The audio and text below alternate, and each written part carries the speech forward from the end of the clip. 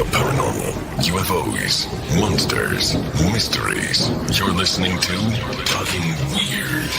And now, from a cabin deep in the Northwoods, your hosts, Dr. Dean Bertram and Jenn Durrell.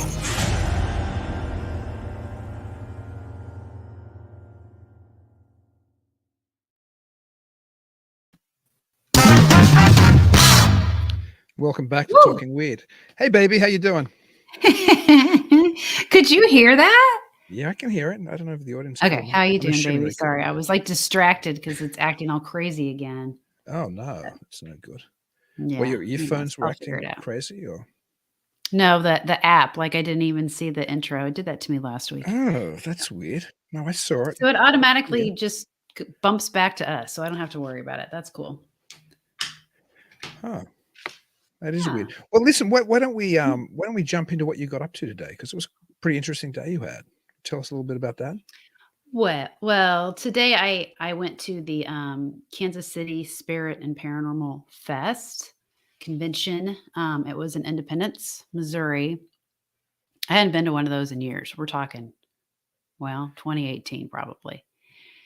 And so I went by myself, and they had a lot of amazing vendors and several really good speakers. But the main reason why I went there, of course, but the audience doesn't know. I am in the process of starting my own little business, and I'm wanting to make my own kind of a metaphysical store that's got gifts and any type of needs for protection or healing crystals or anything like that. So it was mainly to go there just to check things out, get some ideas. And but they had a lot of healers and psychics, mediums, a huge amount, aura photography. So it was quite interesting. But I guess I can mention, because I didn't mention it last week about my Griffin story. The one thing I neglected to mention was that the name of my shop was inspired by seeing my Griffin.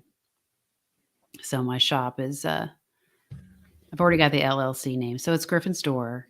So that was my inspiration to that.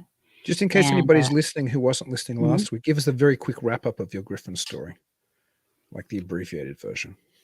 Well, the Griffin was something that it showed up in my room. So the last several years, I've just kind of, I didn't really ignore it. I just kind of put it in the back of my head. So it's something that's been really attached to me, and I've been trying to understand the meaning of being able to actually see a Griffin in my room. So if it was a dream, then I'm gonna put my glasses on.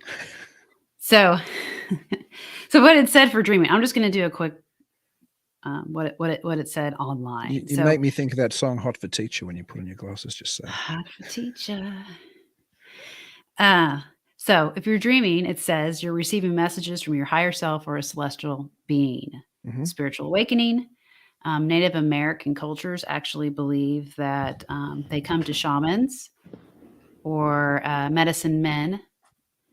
So that way you can receive a vision for your tribe. If it is a spirit animal, in which I do believe that the Griffin is my spirit animal. And for spirit animals, it mentions that they materialize when you seek emotional balance, a spiritual guidance, or they teach you how to protect what's ours, helps you with your happiness. Sometimes people use them as a retreat for someone who feels unsafe. They show up for you during difficult times to help you build your confidence. Let's see. And then the other one that I found was a totem animal. I really don't know the difference between that, but for totem animals, not only do they wander the higher realms, but they continue to watch over and protect you, obviously. Magical. They teach you alchemy by uniting powers of the lion and eagle as a fierce guardian. They instill quality of a warrior within you. So there was a lot of really neat information online. So I've been really kind of connected to it. And so I've decided that that's going to be my name of my shop. And I have a friend that's making the logo right now where we're trying to figure it out. It's hard to tell somebody what he looks like because if you look online, there's tons of different versions of griffins. And mine's not like the ones that you see online, but there are some that are quite close. So we're getting there. Nancy was asking in the chat if you were going to open a store online. So I guess the answer is yes, where people can order the products from. Yeah, it's going to be e-commerce. So it's going to be online. So if anybody's actually in my area, my hometown, then they can come by the house and pick it up. That'll be a perk. But I mean, it's mainly going to be online where I'll ship it. And yeah. Joe mentioned he considers that experience a blessing as well. The vision you had with the griffin. Yeah, I think so too. At first, it was quite scary at first because I was like, "Nah, there's just no way that was in the room, right? It had to have been a dream." But it stuck with me, and the more I look back on it, the more I read on it, and around the timing of it, because they do show up during a time of turmoil and change.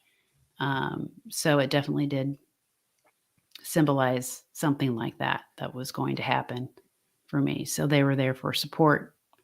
So yeah. And that's around the time when a lot of the paranormal stuff stopped happening. So if the griffin hadn't showed up, I don't know. Probably would have still experienced all that craziness. Or the various activity you used to have at the farm where you used to live. Yes, at the farm. Yeah. When I was married. I mean, it's really, I still experience it. But it was quite heightened back then. That was a lot. So. And you think that had something to do with the land as well as your state? No, I definitely think it's the land. I think a lot of it had to do with me. So, even my ex says it has something to do with me. There was a house that was next to the property because I do know somebody asked that question last week and I just didn't see it. So yes, there was a house there. Since I work for Bothwell Lodge, I know maybe sometime if I get some extra time, I can go check out Pettis County Historical Society and probably research that because my ex wasn't sure about it. I know that he asked his dad, and his dad did say that somebody did live there. There was a home there that some caretakers lived in, and it was a family. So if there was a child, then that would have been the little girl that was bugging me. I guess if it was a child, who knows? Mm-hmm. And what else at the show today did you find interesting or pick up? You're going to do an unboxing video almost for us. Yeah. Well, yes, I have. I grabbed a couple of things because it took me a while to decide what I wanted to grab because I plan on getting this stuff anyways. But I wanted to make sure that I supported a few of them. So I selected 2 shops that were, well, whether or not my energy matched the owners. So if I liked them and plus both of them were from Kansas City. So I think, majority of them probably were, but these were, anyways, they were really nice ladies. So I went ahead and got a couple of things. So one of them that's really interesting that we've decided that I'm going to go ahead and try and do is it's called a Rose of Jericho. So I grabbed one because I've always wondered how those worked, what they were. So according to this, oh goodness, did I put the glasses on my head? See, my age is showing. Where did they go? Yeah, sometimes I'm like, where are my glasses? And I got them leaning up on top of my head. They're on my head. Yeah. So, so I'm supposed to put this in some water, and it's supposed to magically open with green leaves. Can you show me the rose, what it looks like? Yeah, it's supposed to bring peace, happiness, blessings, prosperity, abundance, blah, blah, blah, for your home or business. So anyways, interesting looking. I'm like, what is this thing? It was the very bottom. So I like any of the sage, smudge sticks, anything like that, which I plan to have in my own shop. Can you hold it up to the camera so I can get a look at it? Yeah, as soon as I put this in some water, it's supposed to magically have leaves. Wow, it looks like some Plant that alien pod or opens up. something, or a Yeah, giant it just looks fur like something ball. you would burn, but it says don't burn it. Oh, don't burn it then. So, okay, this is near electrical So hang stuff. on, but no, Be no, careful, it's meant Jennifer. before you do it, it's meant to magically open like a plant. Is that Open like a plant. wow? Yeah, here. Okay, let's. Here might miss where you see it. Let's see. So this is 2 ounces of water, though. Is that 2 ounces of water that I have? I wasn't there How measuring. long does it magically open? Does it take forever? Maybe you'll That's have to put it not good. aside and bring it back when it pops open. Is it like when my daughter gets like Maybe I don't have a enough water. dinosaur bath egg? I don't know. Joe Fox said the turnip comes to mind. Whenever I think of Ah! turnips, I think of the Irish carving of the Let's turnip see. tradition pre Jack-o'-lantern to keep Maybe I need more the water. dead away. Maybe. I mean, if you want to go get more water, Ah, I'll just ramble. Is that your plan to get more water? okay. Well, I can get more water. Yeah, I'll talk. Here, I'll go You grab know I some. can do that You all can talk. night. Yes. You go get some. Now, in fact, what I might do, which is entertaining, Jen has far more exciting unboxing tonight things, but I got something which is very exciting. I ordered this. It's probably more exciting for me than for you because I used to have what I just got in the mail. It's not quite as exciting looking as Jen's giant alien pod thing, but here you go. I used to have a subscription and I have it again 40 times. Anybody in the comments who was a 40 times fan should let me know. It's such a great magazine. And because I live in the middle of nowhere, I'm happy where I live in rural America. You can't really find it on newsstands here. In Sydney, I could always find it on a newsstand. I was just showing them my 40 times subscription. The first issue arrived today. I think I ordered it 3 months ago, but it's from the UK. So it's the only type of magazine that has this kind of great range of dreaming the future, Maryland's haunted boy, ghosts of Norfolk. Yeah. I mean, just fantastic. 40 times has probably done more to keep the legacy of Charles Ford alive than any other What a smell. writer or magazine or institution. Anyway, did you get that water while I was ranting about 40 times? Yeah, I've got it. I was Okay, just you saying I filling can it up? smell it. Yeah. Go ahead. What would be fantastic if there was like a chemical reaction, like when my daughter drops her little dinosaur bath bombs we get, and Oh it goes all yeah. fizzy, and there's a dinosaur in the middle. I just hope I didn't put too much water in it. I know you're busy, but Audrey Blood just asked, "What do you think about star seeds? Are you one? And if so, what kind? And how do you know if you are one?" You know what? Star seed's an interesting thing. I'm Mm-hmm. somewhat skeptical about the whole star seed phenomenon. I'm not sure if you have any input on star seeds. I've met people who I are have. walk-ins, like Yeah. K-Pax style. I met a woman once, and then I'll let you respond properly. Ooh. I met a woman who told me she was a walk-in, which is probably the closest to some person like that I've ever met. And a walk-in, of course, is anybody who's ever seen the Kevin Spacey vehicle K-Pax is Mhm. aware of. But it's a real phenomenon, supposedly, is when somebody has a traumatic event, they let their soul or their consciousness leave their body, and another power, often an extraterrestrial, comes in. And I met a woman who told me her at actually an alien abduction conference back in Sedona 20 years ago, told me that well, she was speaking as the extraterrestrial. She said, when my vehicle's daughter died, it was too much for her to handle, and she left her physical vehicle, and I was able to take over the vehicle. And she had the strangest blue eyes. They were very piercing. It was clearly, I don't know if I believe there was genuinely walk-in. I'm more in that kind of where K-Pax leaves you, whether you're sure or not sure when you watch that movie. But she certainly had a presence about her that wasn't a normal presence. That probably doesn't necessarily answer Audrey's question, but what's your take on Starseed? And then Joe has a couple of questions. Walk-in. So, okay, you mentioned a walk-in. So that makes me think of my experience with the deer that I had in 1997. I don't know if it was a walk-in, but it was either a spirit guide or a guardian angel or whatever that helped me. So back in 1997, I used to drive a lot. So I did work back at Bothell Lodge, but I also worked at Pizza Hut all the way up in Olathe, Kansas. So I would drive from Sedalia to Olathe to Warrensburg. So it was back and forth, lots of driving. So anyways, I'm driving back home and it's raining.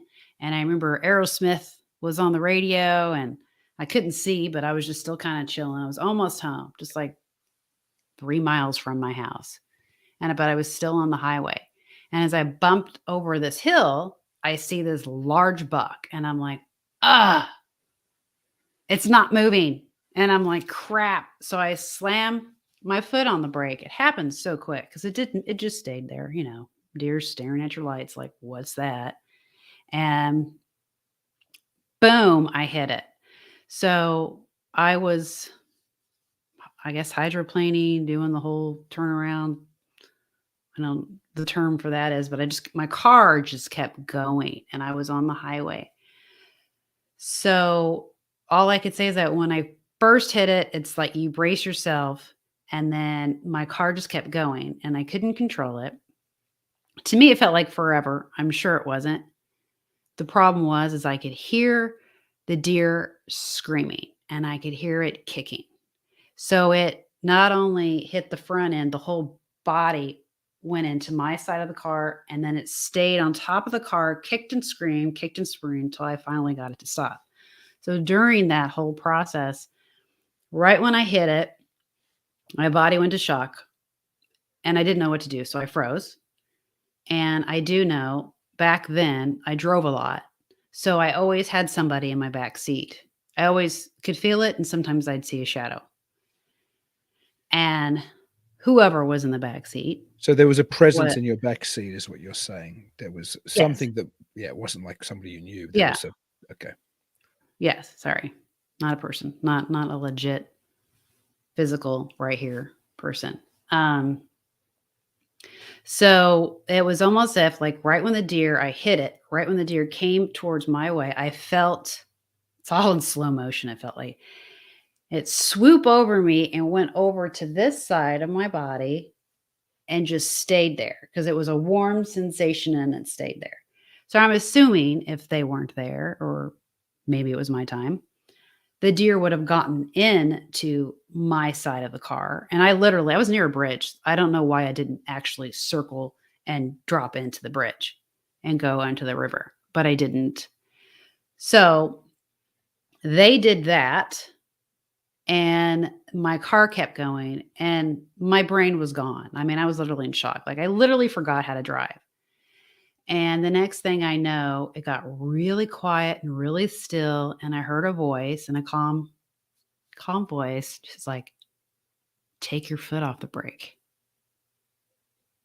So I heard it and I'm like, huh okay. Took my foot off the brake. And then all of a sudden, fast motion. I have all the memories of driver's ed, what you're supposed to do when you're in a situation like that. So I got myself out of the skid or the circle that I was going in. And then I stopped the car and I'm like, and I was so close to the bridge. I mean, I could have easily just, gone to that bridge and that would have been it. But really kind of peeved me. Cars just kept passing by after I got myself all the way over in the left lane. They still kept passing, but that's my little story. So I don't know if that would be considered a walk-in where something jumped in and took over me, or somebody was guiding me and got me to wake back up because I literally left my body. Wow. So that's. And you think it was maybe a spirit guide, or you think it was angelic, or? I don't know if it was guardian angel, spirit guide. Sometimes they say spirit guides can be guardian angels. I don't know. Neither of us really answered Audrey's starseed question. Starseed. Okay. Yeah, starseed, I don't know. Yeah, I'm not. I haven't talked to anybody personally that is a starseed, or I don't know. I'm open to it. I'm going to learn about it. So I don't know. Yeah, you're probably more open to some ideas like that. Yeah. So speaking of ideas like that, Joe Fox. Hey, Joe, it's wonderful to know you're watching, listening tonight. He asked that he didn't ask, he just mentioned indigo children have recently plagued my mind. Joe said, do you have any take on the indigo children or the idea of indigo children? Yeah, I always thought it's an interesting subject. I don't know that much about it because there's some people that say different things. At one time, when I first learned about it, I thought maybe I was one, but then there was like conflicting information, so I just kind of dropped it. I So think wasn't I it don't. original? It was founded by the idea was some woman who was interested in auras, and she thought that there were these children that had this indigo aura, I think, right? And they were meant to be more creative, or people thought they were strange, or Joe, I'll just say what Joe said in response. You see, I long for such an experience of some sort of contact. Maybe that's why I haven't had one yet in 54 years. Maybe I myself am keeping it from happening. That's a good question, I think. Well, not a good question. A good point is sometimes people who want to see things like this is something you see a lot in the cryptid research community. Just as an example, people who are very much interested in having a contact with Bigfoot, like some of the four horsemen of the Bigfoot world. For example, I don't think Peter Byrne or John Green, who are two of the most famous Bigfoot researchers ever, I don't think either of them ever had a Bigfoot encounter, but they spent their whole life looking for Bigfoot after Yeah. they became, interested in Bigfoot later in their lives. They weren't like, I think they were young men. They were probably both in their middle age when they became interested in Bigfoot. But I think that often happens. Some people who are, as Joe was saying, he wants that kind of contact. Often people who really are interested in the subject of whatever it is in the broader Fortean paranormal realm, you can want to see something and you never do. So, some of these people make very interesting contributions probably to the field in what they Yeah. think or what they write or what they say or their interpretations. But yeah, maybe sometimes when you chase it, it's harder to find. I don't know. Or maybe I know it's there there are, and there you go. you just don't. I don't know. Maybe. I don't But know. I know that maybe there are places you can go where you can have supposedly contacts with different things.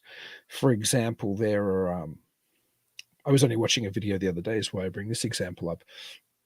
There are meant to be places in Ireland where you can go and you can almost supposedly feel the fair folk. Like you can go there and almost have an experience in a place which is a particularly active fairy fort, or a place where, there are various fairy bushes or fairy trees planted near each other. And people swear you can go there and you can feel something, or you can have some kind of, engagement with whatever whether they're the fairies or the Tuatha Dé Danann or whatever's there. So it's yeah. interesting. I suppose haunted houses are the same. I suppose there's some locations, as you can probably talk more about, where somebody's more likely to have an experience, right? Yeah. There's some people that are just literally more sensitive to it, or the spirits are more drawn to them as well. But if it's a location that's like, a hot spot, you're usually going to experience it no matter whether or not you want to. So I wonder if that's something you just got to Joe's go to the right spot. yeah, Joe just commented that sometimes that's how things seem in life. I guess the more you want something, the harder it is to get. But that's something I'll ask you. Joe, have you gone to a location or a place where there's meant to be a higher chance of Mhm. contact or of experience? I'll give Joe a tick to get back to us on that. I know I went to a hot spot in Australia in the Blue Mountains many years ago, early on in my academic research on the UFO topic. And there's all talk of the Blue Mountains having a UFO base there, and there being Yowie sightings there. And I went there with some friends, as you do in your 20s on a Saturday night when you haven't got much to do and you build a fire. Well, we always had things to do, but where you want to do something exciting, I guess. So we drove there and we built a campfire, and, we hung out, and, we did whatever 20-somethings do, I guess, make out, whatever else. And I remember later on in the night, there was blue flashes in the range where there's meant to be, as people who believe in a physical extraterrestrial hypothesis type idea, there's meant to be a UFO base, buried deep in the Blue Mountains. And we were there looking for flying saucers, right? Or UFOs or lights in the sky or whatever. We didn't see any, but towards the end, there were all these very strange blue flashes down in, I guess, the valley or whatever you want to call it, like where these things are meant to be. And you would think we would have been like, oh, like there's what's going on? There's weird blue light flashes. But no, we're just like, oh, there's blue flashes, whatever. We'll pack up and we'll go home. But on reflection, it doesn't make any sense. Like our actions weren't, it was incongruent with the reason we were there. We were there to see something anomalous, something strange, and then we got it, but we didn't get all excited. We were just like, okay, there's some blue flashes, whatever. And I remember You when we just had weren't aware I of it. remember when we had Joshua Kuchin on, he talked about these. We talked about a number of examples of often when people are Mhm. presented with something very strange. There's this. I don't know if it's a psychological thing kicks in, or whether it's we're actually somehow hit by something external to us. Oh, But yeah. there's many cases of people having a strange experience and just rolling over and going back to sleep or ignoring it and walking away. Mhm. So I wonder what played. I always think about, why did we get all excited with those blue flashes? Who knows? Who knows? Joe actually says, no, I haven't. But he does believe things are around us at all times. I think Jen is correct. You need to be sensitive to them, or my vibration is just too low. I don't know. I'm not sure. I do know, Joe, that certainly I think people like Jen do seem to have more encounters than say somebody like I do. Like we've even been in the same place, and an example would be at Midwest Weird Fest 3 years ago at the hotel, which is a very old hotel, the Lismore. It's been, I think, Mhm. modernized, but the building's been there for, I'm guessing, I don't know, 100 years or something, maybe less, but some time. And I remember you kept being woken during the night by the laughter of a child, and you kept waking me up and going, "Did you hear that?" And I was like, "What?" And I go back to sleep, and then you'd shake me again. "What, did you hear that?" No, and you actually went out into the hallway of the. I had to check. Yeah. Yeah, because you kept hearing it. I didn't hear anything. So that's an Yeah. example of two people in the same location, and one of them, being me, was oblivious, not sensitive enough, perhaps, to Joe's point, and you were constantly Yeah. hearing this, whatever it was, laughing. Yeah. Well, I thought it was a kid playing in the hallway. So I was like, it's 4 o'clock in the morning. It was like really late. I thought, what is a kid being up that late? So finally, that's why I was like, forget it. He's not hearing it. I got to check. So Ed I never went said, there. Ed Schultz, who's a regular guest on the show, I don't know if it was a response to me or if it was a response to Joe. He said it may be like the tip of the tongue experience, relax and it will come. So Exactly. I maybe agree. Joe, yeah, if you relax, you might get an experience. I don't know. Mhm. I mean, that's easy for me to say, but and Ken Yeah. said, I think people encounter it but don't realize it. And you know Mhm. what? That's interesting because I've heard again and again. As people probably know who watch or listen regularly, I'm very interested in the good neighbors and the fair folk and the other crowd. But something I Mhm. hear again and again, and I know Eddie Lenahan talks about it. And the other day I was watching or reading something, and somebody else made the point, is that you can encounter the fair folk, but they look like us. They don't look as different. They're not like, I think they can be, but they're not normally little Tinkerbell type creatures with wings. Mhm. You could bump into one of these things, and Mhm. you mightn't even know you've had the encounter. And it's like the biblical, isn't there a biblical passage about, about having something to do with, or maybe it's not even from the Bible. I don't know. If somebody's there, let me know. But it's like, when you entertain strangers who might be entertaining angels unaware or something. There's certainly this idea, and the Bible has a number of places where angels don't appear. I know we've talked about the very strange angels that are referenced in the Bible with multiple eyes, or whatever. The But seraphim. Yeah. yeah, there's certainly lots of examples of angelic encounters where they just seem like us. So often encounters with the other world, yeah, we might, as Ken made the reference, we might have these encounters and not even know. Mhm. Yeah, and they can present themselves differently too, so Mhm. not what they actually look like. Well, that's very much what I think. Mhm. I think a lot of the presentation of the various phenomena is dependent upon what we expect. So maybe if we expect to see, in some cases, a hairy man ape out in the woods, that's what we Yeah. see. Or maybe if we expect the bedroom visitation to be a gray alien, that's what we see. And it's interesting because there's a very long history of things like sleep paralysis apparently being culturally bound. So much of the alien abduction phenomenon, at least the type where somebody wakes up paralyzed, has a lot of the similar physiological and psychological type sounding traits or tropes as earlier sleep paralysis experiences, which have been recorded now for hundreds of years. But in the past, people might have thought it was a witch sitting on them, or like that famous painting of the nightmare, like a little demon sitting on their chest. Yeah.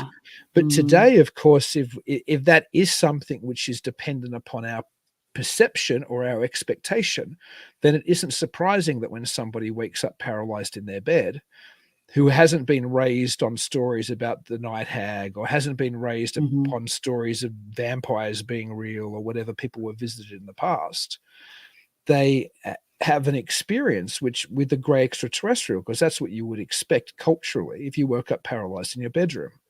That's been shown to us more than anything else within the last 30, 40 years, right? Yeah, in the movies. Thank you. Ed said Hebrews 13:2 is entertaining angels. So I knew it was in there somewhere. Huh.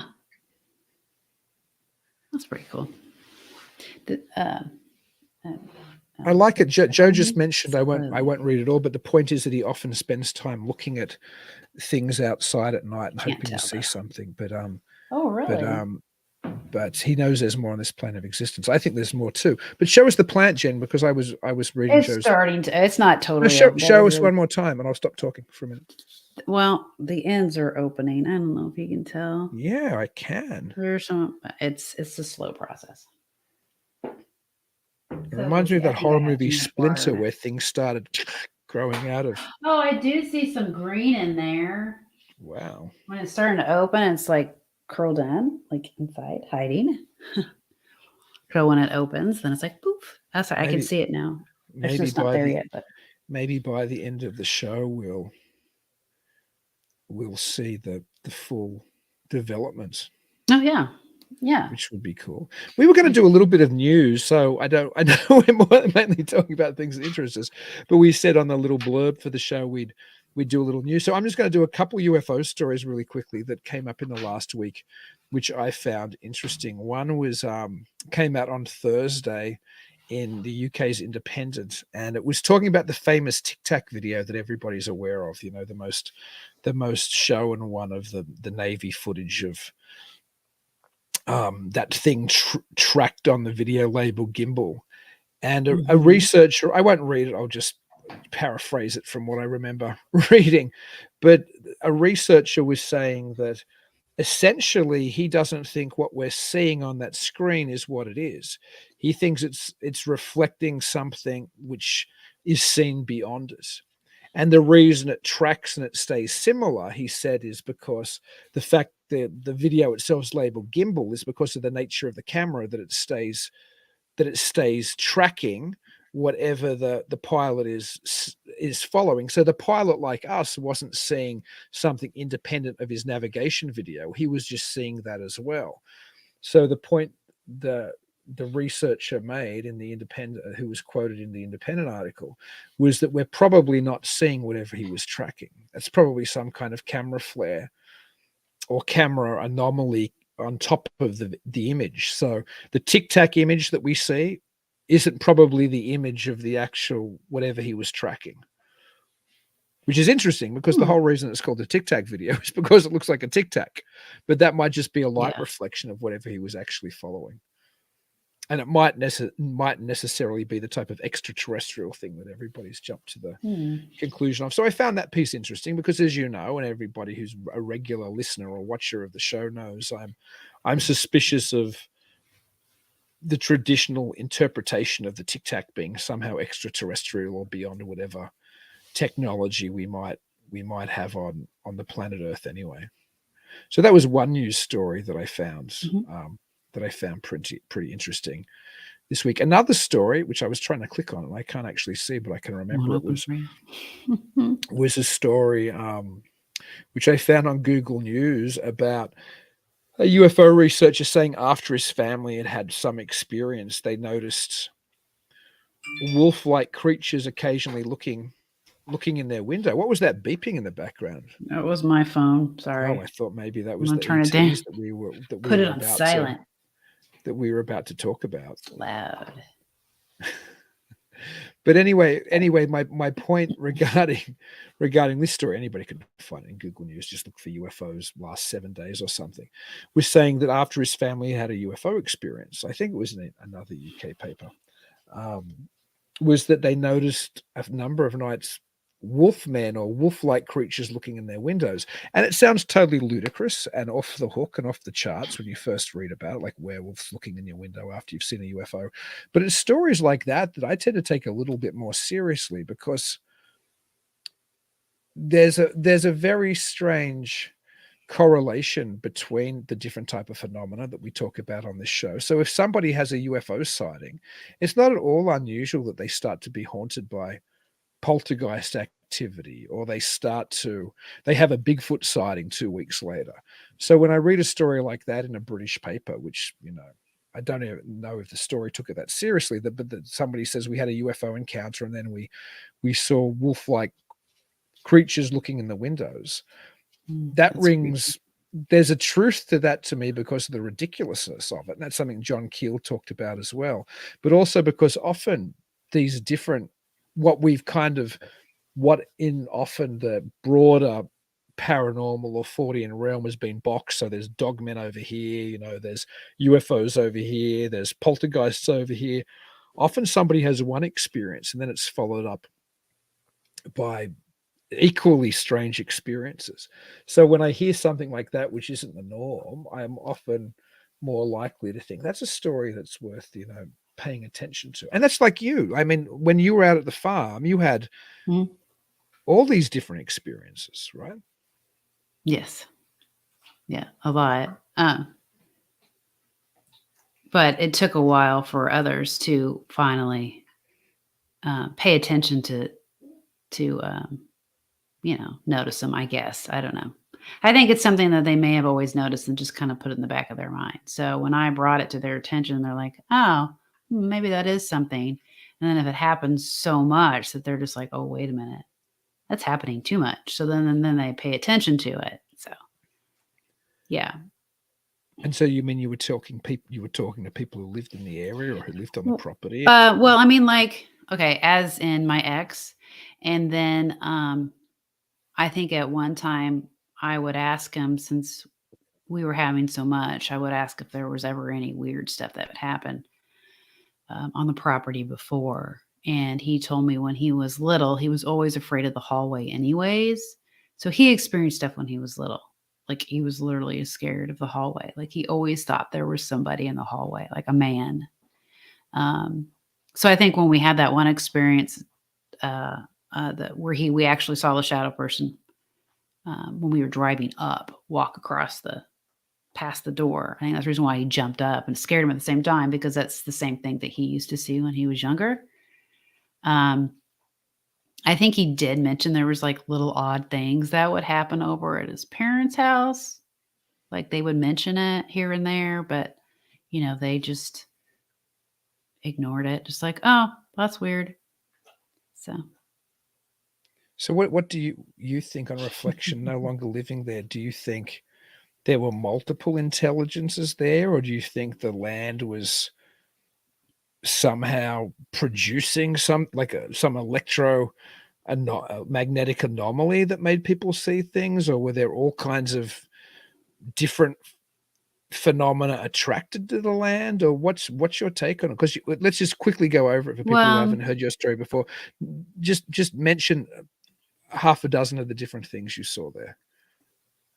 Okay. Well, I had my own experiences. They didn't experience majority of the stuff I experienced. The stuff I experienced is stuff I'd been experiencing my whole life. Like I always had sleep paralysis.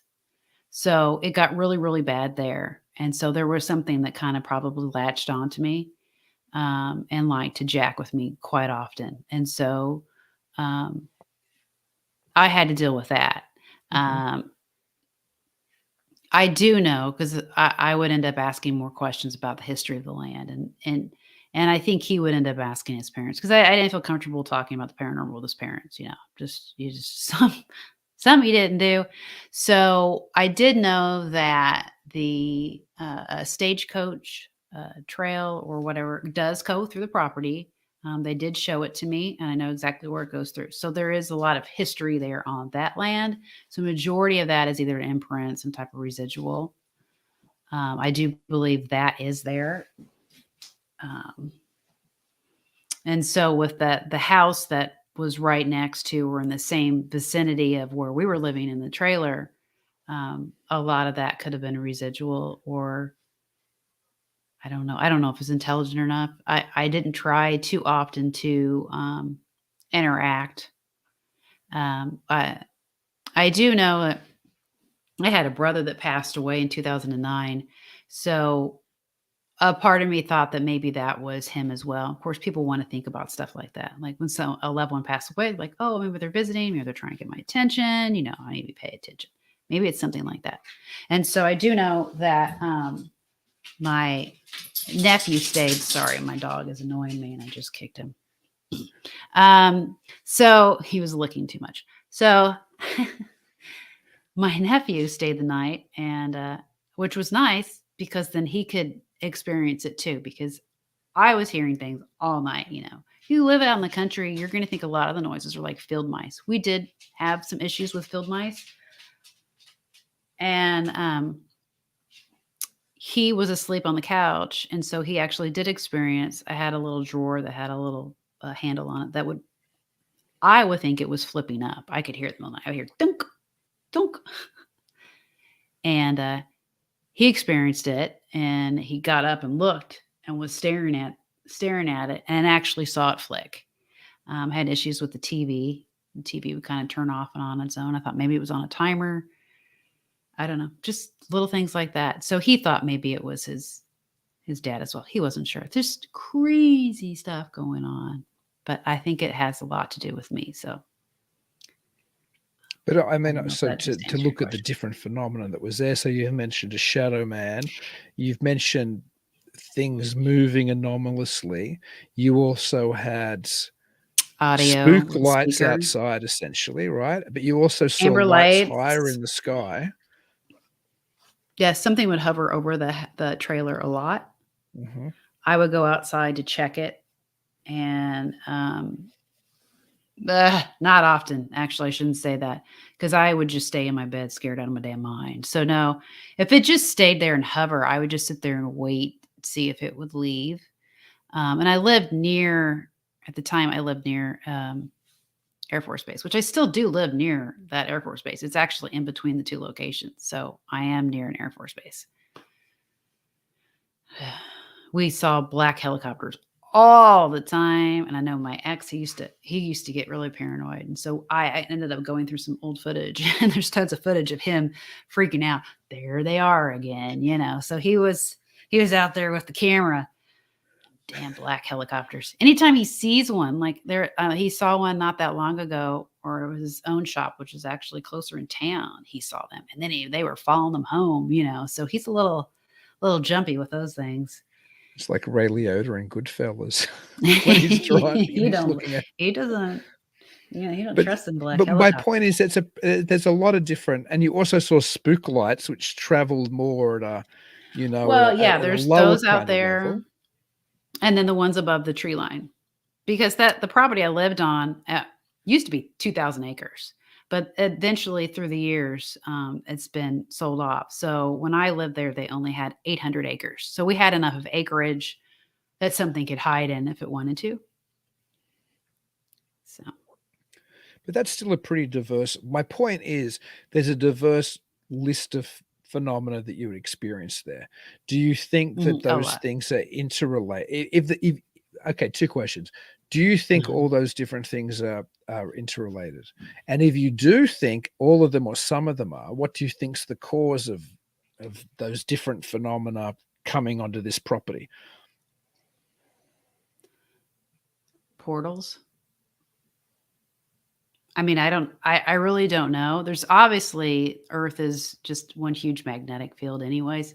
So I just think it's just things that are opening and shutting, and things are easy to go in and out. Different realms are being able to access here and there. And a lot of the other things is just residual. I mean, imprints. I mean, majority of hauntings are like that people can see, especially when you think about like wars. There's been a lot of wars.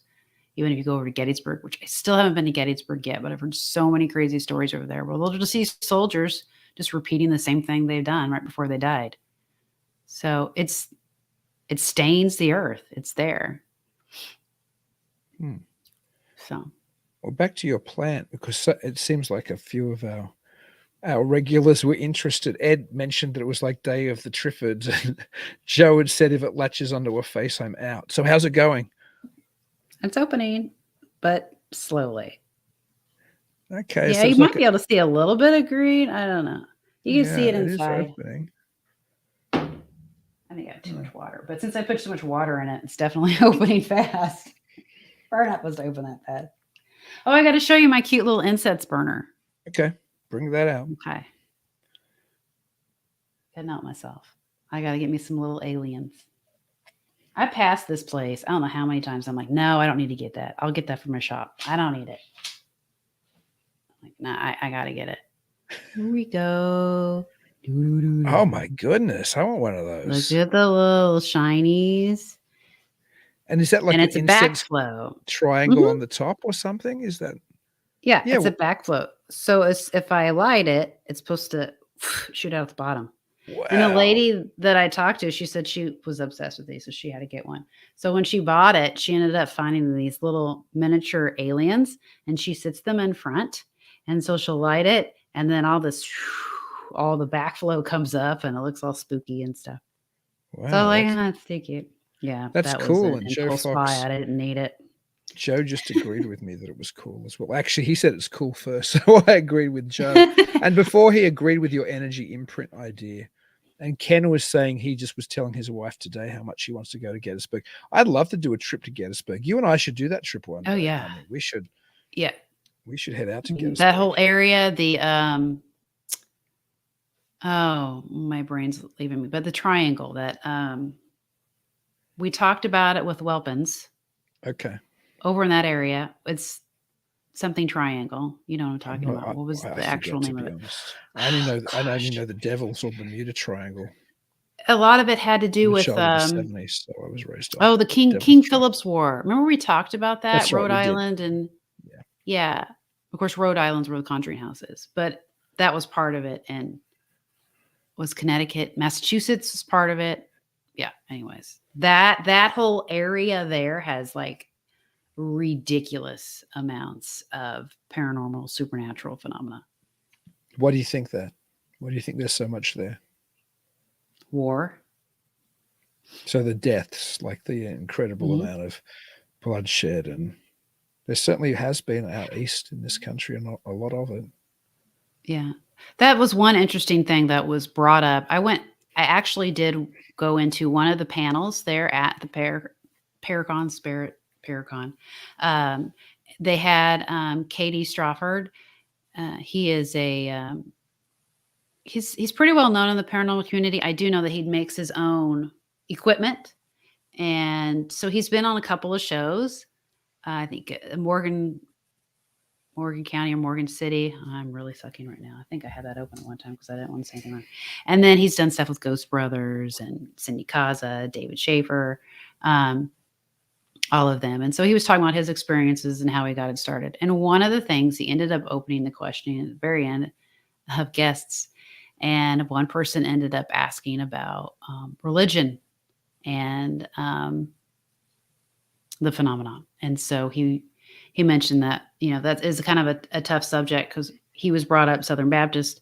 So, you go in thinking that a lot of these things are demonic, evil, or whatever. So he said that once he started it into the paranormal, that he started having to kind of confront that because things weren't really matching up like what he thought. But he did mention, someone asked about children. Do you believe that there are children spirits? And that one is something that really bothers him because he doesn't think that is something that is a complete legit thing that happens. Like with children, to him, he thinks that they're innocent, therefore they don't have all this time to build up all of these attachments and stuff. So they should be very eager to go on to the next plane. So he does think that a lot of the children spirits that present themselves as children are more of tricksters, evil entities, anything that's just trying to get your attention to lure you in. But there are times where children, depending on the age, it has to do with whether or not they had a traumatic ending, how their life was until they actually passed away. So if it's a child that wasn't around a lot of innocent things, so we're talking like early history, majority of those children probably didn't have innocent lives because they probably worked in the age of 3. Children like that, I think, could have an attachment to the earth, depending on how they died, what situation, their environment that they were brought up in. So he talked about that for a while. So I found that topic quite interesting, and we need to get him on too. We should. I mean, I do tend to think, as the initial part of that story was, I do tend to think that children probably go to heaven regardless, because I think they're too young to make. I mean, to make decisions either way. Ken, before when we were talking, we've had a few comments. Ken, before when we were talking about Gettysburg, said, "Take Ken with you." Lol. Now we should. You know what? Wouldn't that be fun? Imagine if we could do like a Gettysburg talking weird, or somewhere talking weird, like expedition, and we could say, "Hey, who wants to come? We're going to." Like 2.5 do a months little time, like a documentary. weekend. Yeah. Do you want to come, Joe? Do you want to come, Ken? Do you want to come, Ed? Yeah. Like if we did like a group vacation to one of these, we should bring that up a few times on the show and see if there's any interest in if we could just work out somewhere where we could all get some package deal at a hotel and we could all go and hang out and check out one of these locations. Yeah. That would be awesome. Make sure we film it. Oh yeah, we could totally film it fun. as well. Film that would it. be fun. Yeah, that would be so much fun. Ken was saying road trip. That would be a lot of fun. Yeah. And Joe said that would be awesome. We should really think. I'm serious. We should really think about doing that. To have a vacation with the people that we don't get to see in person, but we talk to on the show all the time, to actually hang out. That would be so much fun. You definitely do any type of location, especially at the East Coast. There's so much stuff out there. You're right. Pennsylvania, there's a bunch of stuff. I mean, maybe we would need to work out where people could get to easy and just find a cool location. Yeah, which would be. I mean, there's so many places. I mean, I've traveled America, but there's places here at a paranormal level I've never seen. Like, I'd love to go to Point Pleasant. You know. Oh yes, I want to go to their festival. Yeah, to the Mothman Festival. But I just love to go. Period. I mean, I'd love to go to Gettysburg because I need to get a picture taken next to his butt. Mothman's butt. You'd make the Mothman butts look good. You make everybody look good. You take a photo next to. What's this you're showing now? I got a tarot deck. Oh, you got a cat tarot? What on earth? Isn't they cute? Hey, Nick. Look at it. Look at it. Gnawing at it. A little ornery thing. Yeah. Couldn't help myself. It was the last one. Have you opened the cat tarot yet? Or no, I have not. Gosh. Well, no, I have not. Before Joe had said, just quickly, and then we'll get back to that. Joe had said before, just like Bigfoot, I do believe they heal as shamans of a sort, beings of light, possibly too many reports of the like. I think that's back when we were talking about, I don't know, maybe the fairies or something, the fair folk. It was a little while ago anyway. Do a show with an audience. Imagine Ken just suggested, Ken Rock. How much fun would that be if we did it? We did a Talking Weird live from Gettysburg and we had like half a dozen of our listeners with us. That would be fun. Gosh, that's something to think about. But so you were opening the cat tarot deck anyway. Yeah, I'll grab it. I just don't want to. They always have these so tight that I'm always afraid I'm going to, you don't want to break that little card box opener. It's too tight. Why? Heading to Mothman Festival later this year. Oh, yeah, but Nick said that? Yeah, Nick said he's been there before and it was great. And Joe said earlier? that UFO. Hang on, Joe said that UFO incense burner better be available on the Griffin's door site. Oh, you betcha. No. There's just some really neat stuff that I have my eye on already, like really fun stuff. So, show us the cat tarot, Jake. This is a very different show tonight. We're just looking at funny cute things. little. It's the Fool. Hang on. Ah, it's a little Siamese kitty. Does it have a Santa hat on? I don't know. Yeah, it looks like Looks like a Santa hat. So there's supposed to be like, signs and symbols in these things. So it's got roses, and I'll have to look at that one some more. These are so cute. The hanging man. Kitty. Oh, Okay, you gotta like, oh my God, this one's so funny. Death. The vacuum. Cats are because afraid they're of vacuums, scared by the of way. vacuums, the kitties. Oh my gosh. Oh dear. That's too fun. The devil. Kate just commented, I don't know there was a festival. Hold the card up for a minute. Kate Walker just said, I didn't know there was a festival. Movie was creepy to me as a kid. I love these regional type legends. I guess Kate is talking about the Mothman and the Mothman Prophecies film. The devil is a dog. That's hilarious. Mm-hmm. You should These are give a reading to your funny. cat Doc Holiday. What's that one? Like The tower. The cat plaything. You know, speaking of the tower, I contributed to the Kickstarter of Greg Bishop's The UFO Tarot, so I could get you and I a deck. And this past week they released they show the people who were the Kickstarter benefactors or donors or whatever they're called. You get an update because they're currently making the deck, and so you get an update when a new card art's been made. And this week, in the past week at least, there was the tower, and the tower had Donald Kehoe and Edward Ruppel, who was the head of Blue Book, falling from the tower while it was kind of being this Illuminati pyramid type tower being blown up, and then falling down while the tower was being blasted by Earth versus the Flying Saucer type UFOs. Because Earth versus the Flying Saucers, that crazy 1950 science fiction movie, was based on a Donald Kehoe book, and the big controversy was Donald Kehoe would never recognize that any stories with humanoid occupants, and in Earth versus the Flying Saucers there's all these humanoid occupants with these dome-shaped helmets going along blasting everybody with their ray guns. So Kehoe was always embarrassed to have his name attached to it. Anyway, that's the tower card from Greg Bishop's tarot set, which I would pimp and tell people they could buy, but I don't think you can buy it unless you were a contributor to the Kickstarter. I have a feeling they'll do another Kickstarter with something else, so maybe you can get something then. They may. And Nick was saying, when I was at the Mothman Festival 6 years ago, they had a truck in which they had a television attached to the side, and they were showing the Mothman Prophecies. And Joe was saying the Mothman is probably one of my top movies. And Nick just commented on Earth versus the Flying Saucers. But the Mothman Prophecies is a spectacular movie. It's not a direct adaptation of John Keel's perhaps most famous and certainly most influential book, but it captures the feeling of the Mothman Prophecies book. It captures the feeling of the strangeness and that there's something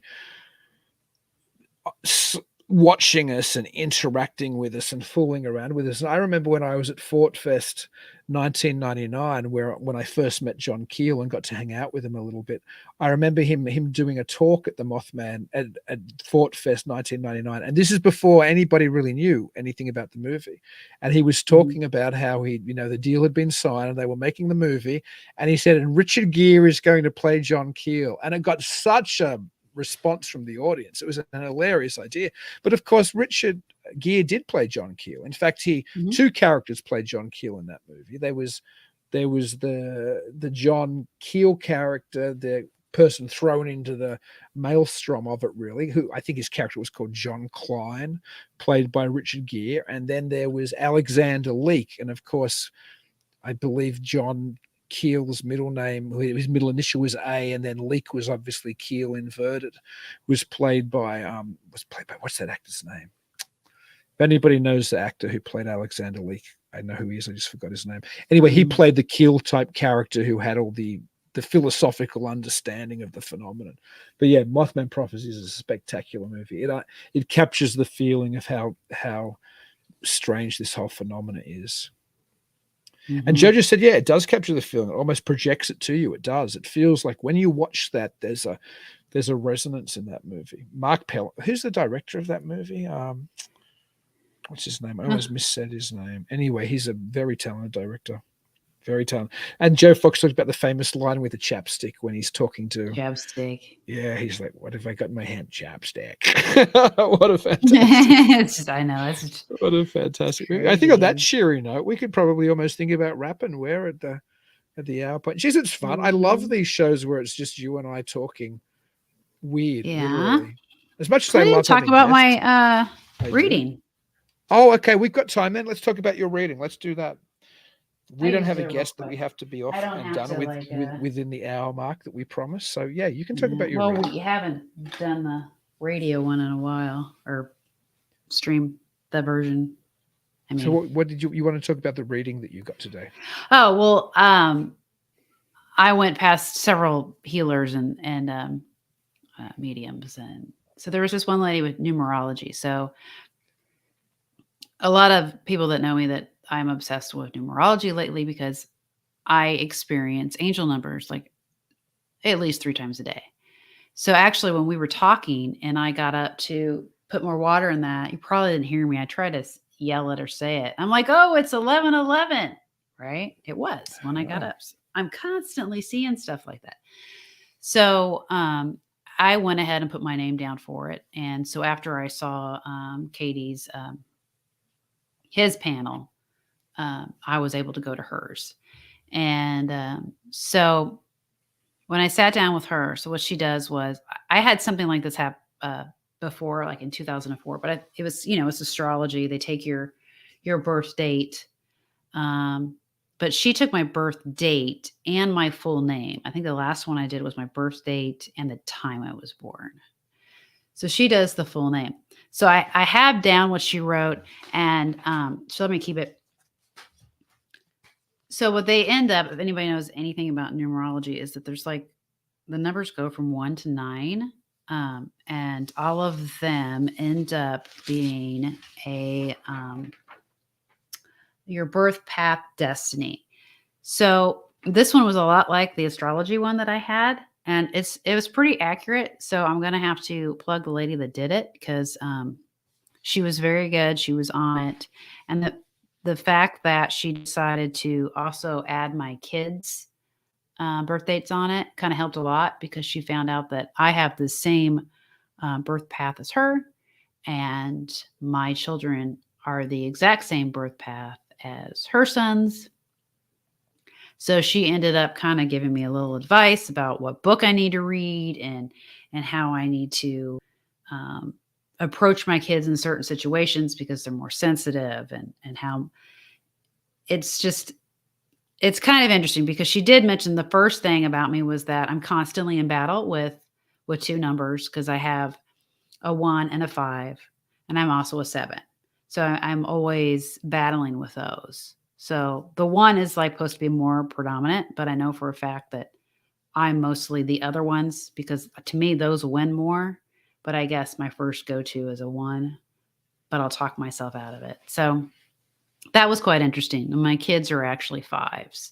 So the fact that we had the same numbers, let's see, like with my name, I was like the same thing as they were for their birth dates. So my kids have the same path as I do when it comes to my name, but theirs is their birth date.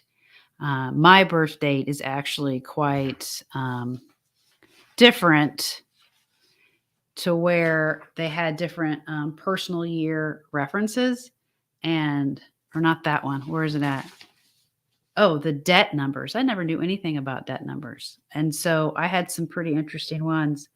And it tells you about your past life and what you're supposed to be learning with your current life. So according to my birth year, I was selfish and self-serving in a past life. And I was also the good karma and the wheel of fortune. Whatever that is. So in this lifetime, I'm learning about independence and the proper use of power. Biggest lesson is to learn how to help others and how to accept help from others. I need to learn to ask for help, which is an issue for me.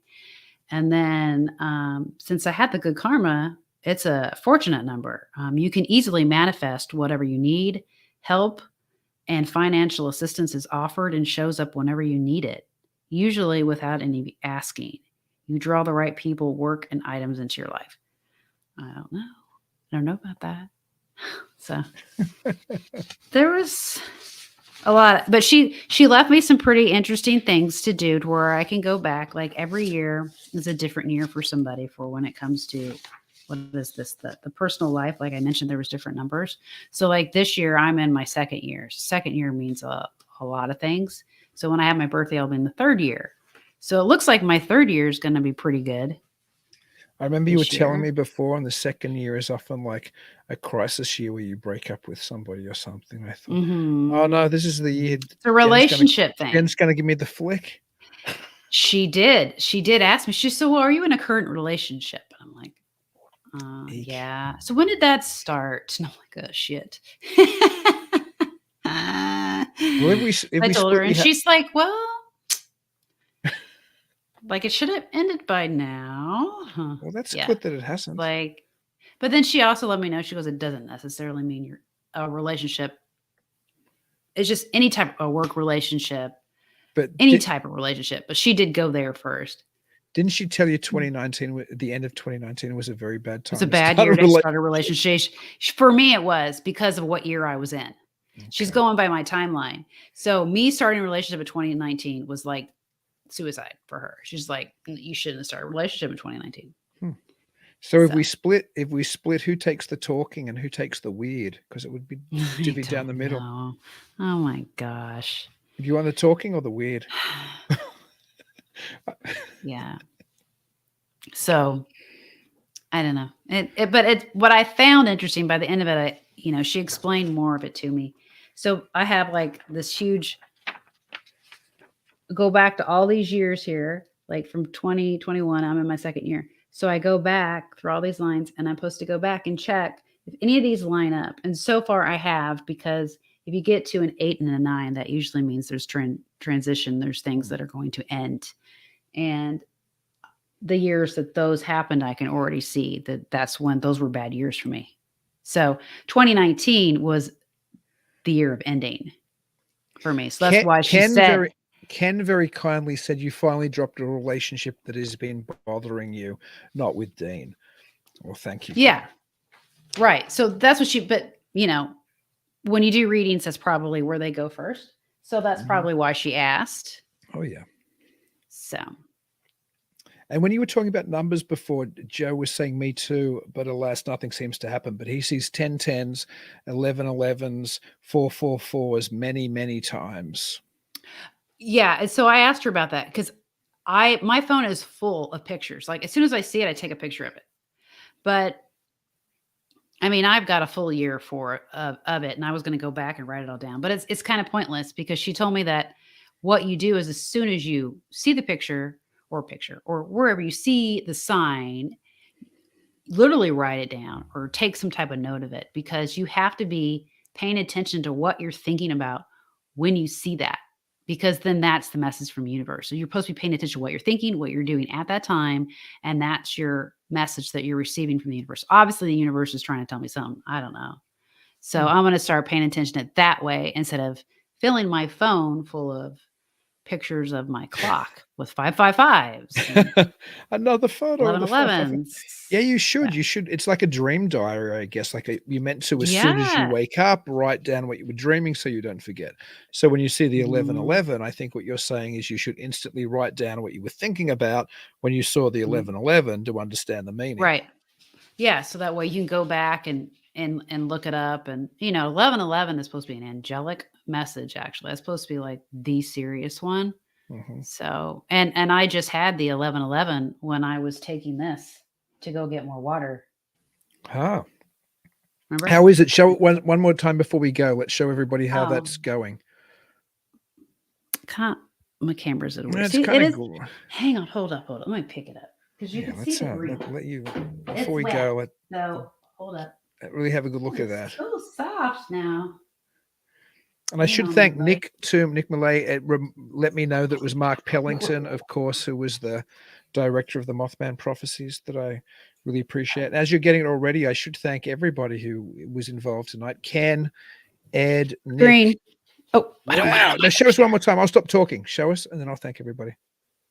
Wow, that is looking creepy. It is. Oh. It's still dripping, and I don't want on Yeah, my don't computer. drip it all over you. I think I cooked Yep. one of my Macs by dripping Oh, I don't want to do that. water on Okay, it once. so But yeah, yeah, so it's thanks to open. Joe and Nick and Nancy and Ed and Ken and yeah, I think everybody else who commented or was Yeah. involved. It was Oh, awesome. It was awesome having you with us on our our yeah. lo-fi, low-key We chat had a tonight. lot of people watching tonight, so that's Yeah, sweet. That's it really was nice. fun. No, I love being able to talk to people, which is awesome. Yeah. Thank you, Yeah. Nick. Thank you, everybody. And yeah, I'm serious. I think we should really think about. Imagine if we could all do a holiday together. Some of the diehard listeners and our friends here Mhm. go and hang out at a haunted site. That would be awesome. Yeah, that would be fun. Joe Fox just said 111 right now, of course, because he's east, I think, of us. Oh, There yeah. you go. There you go. Write down what you were thinking, Joe, Yeah. according to the person that Jen was Yeah. hearing You got to write down what you're thinking at the the time. data points from. Okay, well, I guess that Mhm. again, thank you everybody for listening. And Yeah, thank you. until we hang out, and Nick and everybody else will keep you posted on our potential group holiday. Yeah. Until then, keep it weird. Keep it weird. Thank you for joining us tonight. If you're interested in checking out more episodes, you can find us at talkingweird.com. If you haven't already, please like the show on Facebook, Twitter, and Instagram at Talking Weird Podcast. Make sure you never miss an episode by subscribing to Talking Weird. We're available on most podcast platforms and YouTube. And if you do enjoy the show,